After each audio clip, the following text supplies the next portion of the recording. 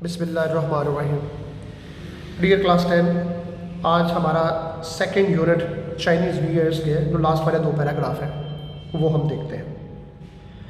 Paragraph 6 और 7, इसकी heading है ऑनरिंग द एनिमल। ऑनरिंग नहीं, ऑनरिंग द एनिमल। लफ्ज़ी तर्जमा करें तो जानवर की इज्जत अफजाई, लेकिन यहाँ पे हम इसका तर्जमा जो इडियोमेटिक करेंगे जानवरों का एहतराम।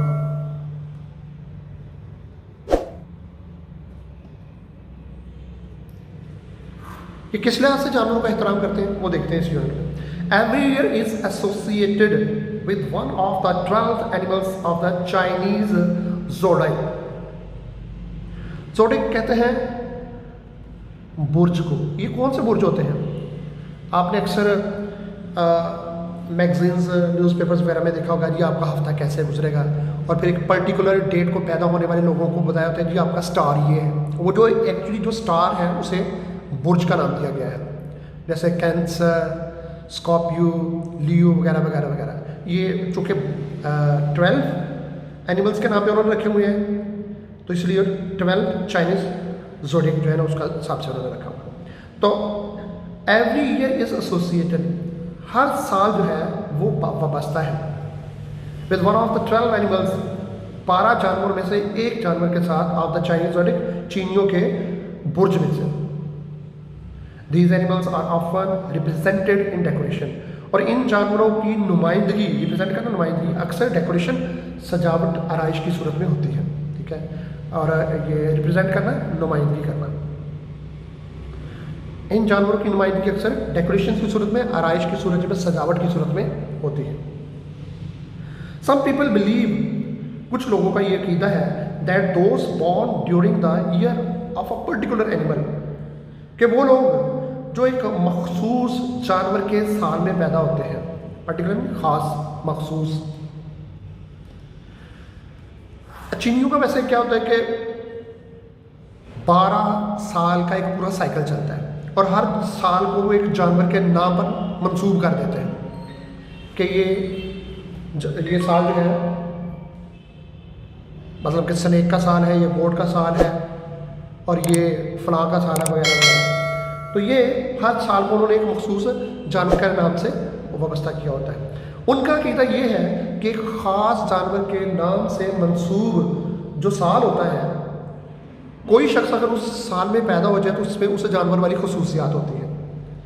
बात थोड़ी सी नॉनसेंस सी लगती है, अगर बहरहाल ये उनका अकीदा है। तो कुछ लोगों का ये अकीदा है कि वो लोग जो कि एक ख़ास जानवर के साल में पैदा होते हैं, may have the character traits of that animal, उसमें उस जानवर की करेक्टर ट्रेट्स पाई जाती हैं, किरदार की खसूसियात पाई जाती हैं। करेक्टर, किरदार, और ट्रेट्स खसूसियात, किरदार की खसूसियात।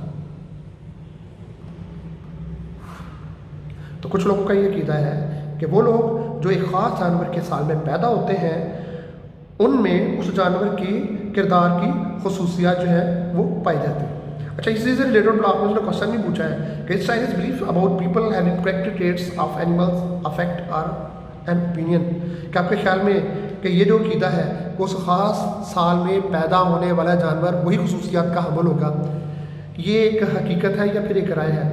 तो साफ नज़र आ रहा है ये जस्ट एक ओपिनियन है, इसका हकीकत से दूर दूर तक का कोई वास्ता नहीं है। ठीक है, पैराग्राफ नंबर 7,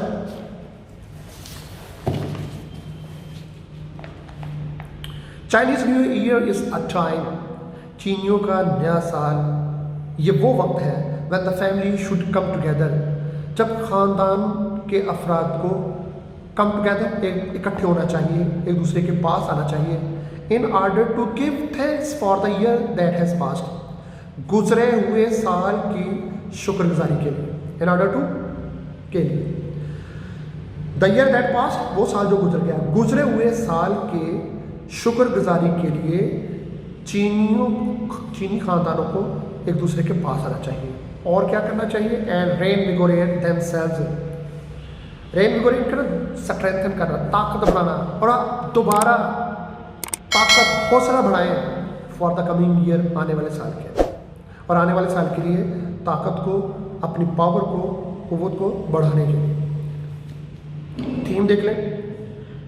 तो थीम में से आपको पता है कि पेपर में से वैसे तो कुछ नहीं आता है, जस्ट ये रीडिंग है। Chinese new year is one of the major festival in Chinese culture. चीनियों का नया साल ये चीनियों की इस सकाफत में जो उनके त्यौहार हैं उनमें से एक बड़ा त्यौहार है। Just like other ethnic communities of the world, दुनिया की दूसरी जो अखलाकी कम्युनिटी या माशरा है उनकी तरह। इन चाइना तो the new year is the most important day of the year. तो चीनियों में भी नया साल बड़ा इंपॉर्टेंट दिन होता है। दिस इज़ द टाइम, ये वो दिन होता है, ये वो वक्त होता है when the family member subscribe, जब ख़ानदान के अफराद कोशिश करते हैं to be with their near and dear ones, के वो अपने अजीज़ों कारब के करीब रहें। They regard this as a time, वो इस वक्त की कदर ऐसे करते हैं to usher out the old year, गुजरे हुए साल को जो है उसकी नुमाइंदगी के लिए। यूशर करना वैसे होता है क़यादत करना, आगे करना।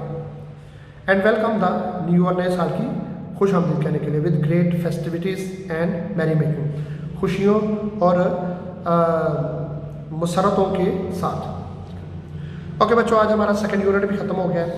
नेक्स्ट हम अगले यूनिट में एक तो ब्लॉक के क्वेश्चन देखेंगे, ठीक है, ग्लॉसरी देखेंगे और ये वोकैबुलरी का ये पार्ट देखेंगे। फिर ओके, अल्लाह हाफ़िज़।